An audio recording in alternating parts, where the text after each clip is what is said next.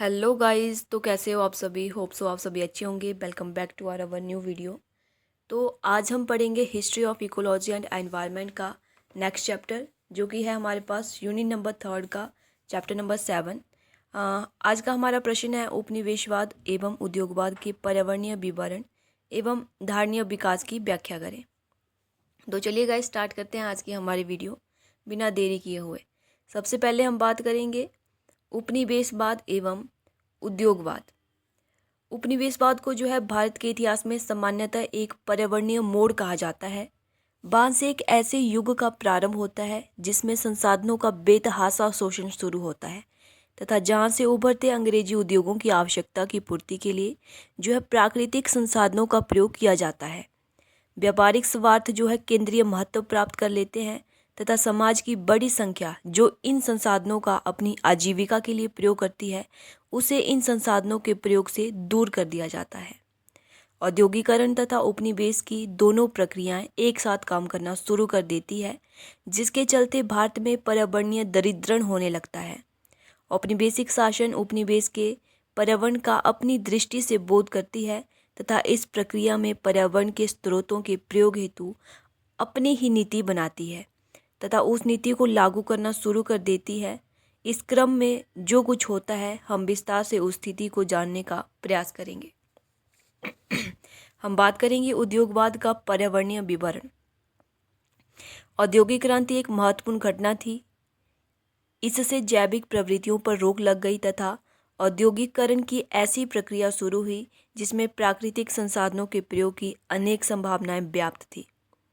औद्योगिकीकरण की शुरुआत इंग्लैंड में हुई तथा इस देश को विशेष स्थिति के कारण प्रतिष्ठित स्थल प्राप्त हुआ। औद्योगिकीकरण की चपेट में आने वाले मुख्य तत्व कृषिगत संख्या वृद्धि, स्थलीय यातायात, शिल्प शास्त्र, व्यापार तथा उद्योग प्रमुख है। वास्तविक रूप से इंग्लैंड का कोई भी क्षेत्र औद्योगिकीकरण के प्रभाव से मुक्त नहीं हो पाया। कृषि ने उस अनिवार्य स्थिति को प्रदान करने का प्रयास किया जिसके परिणाम स्वरूप औद्योगिक परिवर्तन आया तथा मृदा उपयोग में हुए परिवर्तन तथा फसलों की विधिवता की शुरुआत ने औद्योगिकरण के पहले चरण में जन्म लिया।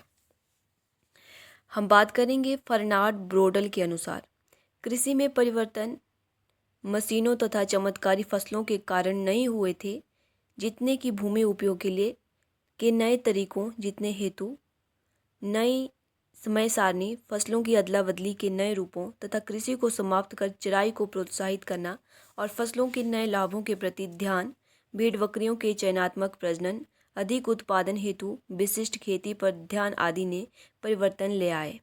ये सभी परिणाम विभिन्न क्षेत्रों के अनुरूप विभिन्न भिन्न प्राकृतिक परिस्थितियों के तथा भिन्न भिन्न सीमाओं के दायरे से अलग अलग हुए। इन सब का विशेष परिणाम 19वीं शताब्दी में दिखाई देता है, वह था उच्च खेती। हम बात करेंगे औद्योगिक क्षेत्र में होने वाले परिवर्तनों की। तो औद्योगिक क्षेत्र में होने वाले परिवर्तनों में एक परिवर्तन तब हुआ जब लकड़ी के कोयले की जगह ईंधन के रूप में कोयले का प्रयोग हुआ। कोयले का उल्लेखनीय प्रयोग भट्टियों में लोहा डालने के लिए किया जाता था। 1780 ईस्वी के दशक में लकड़ी के कोयले द्वारा लोहा जो पिघलाना है अन्य तरीकों के मुकाबले में 2 पाउंड प्रति टन अधिक था। अन्य महत्वपूर्ण परिवर्तन जो है दूसरा है कपास क्षेत्र में भी हुआ, जब 18वीं शताब्दी के मध्य में इसके उत्पादन में तीव्रता देखी गई। कपास की क्रांति जो सर्वप्रथम इंग्लैंड में हुई शीघ्र ही पूरे यूरोप में देखी गई। इस क्रांति ने भारत को पीछे छोड़ दिया। इस क्रांति का लक्ष्य था सस्ते दामों का प्रतियोगी कपड़ा पैदा करना। इस कार्य को करने के लिए मशीनों का प्रयोग तथा भारतीय कारीगरों के साथ प्रभावपूर्ण ढंग से प्रतियोगिता की जा रही थी। भारत में विकसित हो रही अंग्रेजी उद्योगों ने विदेशी कपड़ा मालिकों को बाजार में चुनौती देना शुरू किया। ऐसे बाजार की सीमा काफ़ी बड़ी थी जिसमें इंग्लैंड, अंग्रेजी द्वीप व यूरोप शामिल थे। कपास का उत्पादन मुख्य रूप से आयात निर्यात के लिए किया जाता था। 18वीं शताब्दी में यह स्थिति समस्त अंग्रेजी नियति का 1/4 भाग था तथा 1950 ईस्वी तक आते आते यह 50% तक बढ़ गया था। औद्योगिकरण का यह एक महत्वपूर्ण लक्ष्य अंग्रेजी व्यापार का विस्तार था। इस व्यापार के केंद्रीय बिंदु अमेरिकी उपनिवेशों तथा भारत था। नेक्स्ट हम बात करेंगे भारत में अंग्रेजों द्वारा औद्योगिकीकरण का विकास। ब्रिटिश औद्योगिकरण का एक महत्वपूर्ण प्रभाव अंग्रेजी व्यापार का विस्तार करना था। इस व्यापार का मुख्य आकर्षक केंद्र अमेरिकी उपनिवेश तथा भारत था। इसके साथ साथ ही अंग्रेजों द्वारा स्थानीय यातायात में सुधार तथा नदी परिवहन परियोजना में विकास करना था। अंग्रेजों का मुख्य उद्देश्य था संसाधनों के वहन को बड़े पैमाने पर लागू करना, जिससे कि अंग्रेजी उद्योगों को प्राकृतिक संसाधनों से दूरी को सुगम एवं आसान बनाया जा सके। इन प्रक्रियाओं के कारण कुछ विनाश भी हुआ, परंतु पुनर्निर्माण के कार्य भी हुए, जैसे कि कृषि की पारंपरिक संरचना का काफ़ी नुकसान हुआ तथा भूमि उपयोग की श्रेणियों में बदलाव हुआ। औद्योगिकरण के परिणाम स्वरूप कृषि प्रधान समाज एक निर्माणकारी व्यवसाय में परिवर्तित हो गया।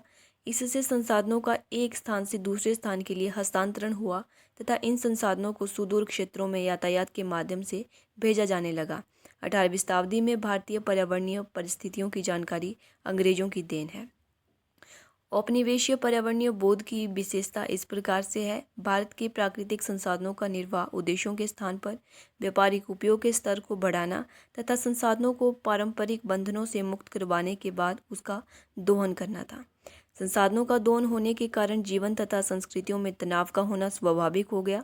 औद्योगिक क्रांति के कारण आधुनिक ब्रिटेन में कृषि तकनीकी एवं विज्ञान की प्रवृत्ति में विविध क्षेत्रों में परिवर्तन हुए तथा इस क्रांति के कारण सबसे ज़्यादा नुकसान विविध संसाधनों का हुआ। इससे वनों की स्थिति दयनीय एवं नाजुक हो गई। हम बात करेंगे उपनिवेशवाद तथा उसका पर्यावरणीय विवरण। भारत का एक उपनिवेश होना विश्व इतिहास की एक महत्वपूर्ण घटना थी। संसार का सबसे बड़ा उपनिवेश पारंपरिक सत्तावाद द्वारा स्थापित किया गया था। 18वीं शताब्दी के मध्य से लेकर 20वीं शताब्दी के आरंभ तक भारत में अभूतपूर्व ढंग से संसाधनों का शोषण इस पर्यावरणीय के दायरे में रहा। इस संसाधनों को मुख्य बाजार के प्रति प्रेरित किया जाए। पर्यावरण का उपनिवेशवाद। भारत में पर्यावरण पर उपनिवेशिक वार्ता पर निम्नलिखित परिणाम प्रस्तुत किए गए हैं। नंबर 1, यूरोपीय उपनिवेशकों ने देशीय पारिस्थितिकी तंत्रों तथा जनता का विनाश कर दिया। नंबर 2, यूरोपियों द्वारा लाए गए पशुओं एवं बीमारियों ने उपनिवेश की वनस्पति, जीव जंतु तथा मानवीय समाज का विनाश किया। नंबर 3, अब ऐसे यूरोप का उदय हुआ जो आज नई दुनिया पर आधिपत्य स्थापित करने लगा। नंबर 4, यूरोप ने 3 क्षेत्रों तक जैविक विस्तार किया। वह क्षेत्र 3 क्षेत्रों तक जैविक विस्तार किया। वह क्षेत्र मध्य पूर्व, चीन तथा भारत थे। नंबर 5, जनसंख्या का घनत्व। यूरोप के प्रतिरोध, कृषि प्रौद्योगिकी तथा सामाजिक राजनीतिक संस्थाओं ने यूरोप को पारिस्थितिक साम्राज्यवाद से बचा लिया। भारत में अंग्रेजी उपनिवेशिक नियंत्रण उनके द्वारा प्राप्त दीवानी अधिकारों से प्राप्त हुआ था। इस अधिकार से अंग्रेजों को बंगाल, बिहार, उड़ीसा में भू राजस्व एकत्रित करने की शक्ति प्राप्त हो गई और यह एकमात्र औपचारिक राजनीतिक प्रक्रिया थी। इरफान अवीव ने इस प्रक्रिया तथा उसके अर्थ अति संवेदनशील रूप से बताएं। उनके अनुसार ईस्ट इंडिया कंपनी, जिसे राजस्व एकत्र करने का अधिकार प्राप्त था, वह लंदन के महान पूंजीपतियों के वह व्यापारियों के नियंत्रण में थी। इन व्यापारियों ने अब तक जो व्यापार किया था वह उत्पाद जैसे कि मलमल, रेशम, नील आदि के निर्यात पर आधारित था, जिसे अंग्रेजी खजाने से मुद्रा के नियमन द्वारा चलाया जाता था। भारत में अंग्रेजों की ऐसी स्थिति थी जहां उन्हें चारों ओर से लाभ ही लाभ प्राप्त थे और यह लाभ कंपनी के माध्यम से इंग्लैंड पहुंचने लगा था। विजयों से प्राप्त लाभ तथा राजस्व की राशि जो अंग्रेजों द्वारा व्यापार में लगाई गई थी, वह सोने चांदी की राशि से इतनी अधिक थी कि उनके सामने अंग्रेजों की पूंजी तुच्छ दिखाई दी। इसका परिणाम यह हुआ कि अब भारतीय वस्तुओं का निर्यात अत्यधिक बढ़ने लगा तथा यह निर्यात ब्रिटिश नीति का एक हिस्सा था। अंग्रेजों को मिलने वाला लाभ व्यापारी गतिविधियों से उतना प्राप्त नहीं हुआ जितना कि एकत्रित होने वाले भू राजस्व से। 19वीं शताब्दी के मध्य में औपनिवेशिक लक्ष्यों में परिवर्तन आने लगे तथा अब वस्तुएं भारतीय बाजार तथा मीडिया और मंडियों में ज़्यादा देखने को मिली। इस परिवर्तन का उद्देश्य ईस्ट इंडिया कंपनी के भारतीय आंतरिक व्यापार तथा सुदूर व्यापार के एकाधिकार को स्वतंत्र बनाना था। उत्पादन निर्माण के अंग्रेजी निर्यात में, जो कि आरंभ में बस्तर से संबंधित था, न केवल भारतीय नीति को समाप्त किया बल्कि भारत में प्रवेश कर रही भारतीय वस्तुओं को भी चुनौती दे दी। इसी के परिणाम स्वरूप भारत में औद्योगिकरण का दौर शुरू हुआ। इस प्रक्रिया में इंग्लैंड से आयात ने जोर पकड़ा, जिसका भारत के पारंपरिक हस्तकौशल उद्योगों पर बड़ा बुरा प्रभाव पड़ा तथा ये एक रूप से भारत तथा औपनिवेशी तथा अंग्रेजों के बीच पारिस्थितिक पर्यावरणीय लड़ाई थी। पर्यावरणीय संरक्षण उपनिवेशकों का मुख्य कार्यक्रम उनकी नीति का कोई हिस्सा नहीं था। वन्य संसाधनों उपनिवेशकों का केंद्र बिंदु था। भारत में इंग्लैंड भेजे जाने वाले लकड़ी के संसाधनों इनका प्रमुख उदाहरण है। रिचर्ड ग्रोव ने ग्रीन इम्पेरिज्म में भारत में औपनिवेशिक राज्यों द्वारा संरक्षण वाली नीति को शुरू किए जाने तथा उसके परिणाम को व्यापक संदर्भ में देखने की आवश्यकता है। इसमें कोई संदेह नहीं है कि ब्रिटेन में पर्यावरणीय संवेदना कुछ एक समूह तक ही सीमित थी, जो कि 1860 के दशक में भारत में वैज्ञानिक सेवाओं के क्षेत्र में देखने को मिली। यूरोपीय जीवीय तत्वों से भारत में होने वाले तीव्र पारिस्थितिकीय परिवर्तनों को किसी भी प्रकार का खतरा नहीं था, बल्कि ग्रामीण भूदृश्य तथा जीव जंतु के विनाश से संबंधित पर्यावरणीय चिंताएं हैं अधिकांश रूप से अल्पसंख्यक तक ही सीमित रही। तो निष्कर्ष के तौर पर हम कह सकते हैं, औद्योगिकरण की प्रक्रिया तथा उपनिवेशों में उपलब्ध संसाधनों के नियंत्रण की आवश्यकता पर्यावरण संबंधी औपनिवेशिक सोच से प्रेरित रही। इस सोच की मुख्य विशेषता प्राकृतिक संसाधनों को वस्तुओं के रूप में प्रयोग करने पर बल देना था। इसमें स्थानीय संसाधन समुदाय जो इन प्राकृतिक संसाधनों पर निर्भर करते थे, उन्हें आजीविका के लिए पीछे धकेल दिया तथा उनका स्थान अकेले व्यक्ति ने ले लिया। इसका परिणाम यह हुआ कि संसाधनों पर सामुदायिक नियंत्रण की जगह व्यक्तिगत अधिकार ने इसका स्थान ले लिया तथा प्राकृतिक संसाधनों को बाजार मंडियों की ओर मोड़ दिया गया, जिससे वस्तुओं की निर्वाह शैलियाँ भंग हो गई। अंग्रेजों द्वारा पर्यावरण में संबंधित प्रचलन कभी भी लागू नहीं की गई तथा प्राकृतिक संसाधनों के भंडार के रूप में भारत को एक उपनिवेश की स्थिति में रखा गया, जिससे कि अंग्रेजों का शोषण करने का एक वैधपूर्ण अधिकार मिल गया। तो गाइस, ये थी आज की हमारी वीडियो। आशा करती हूँ आप लोगों को वीडियो अच्छी लगी होगी। नेक्स्ट जो हमारा टॉपिक होगा वो होगा सतत विकास औपनिवेशिक। तो आप वीडियो को लाइक कीजिए, कमेंट कीजिए आपको वीडियो कैसी लगी। चैनल को सब्सक्राइब कीजिए ताकि जो भी नई वीडियो मैं डालूँ उसकी नोटिफिकेशन आप तक पहुँचे।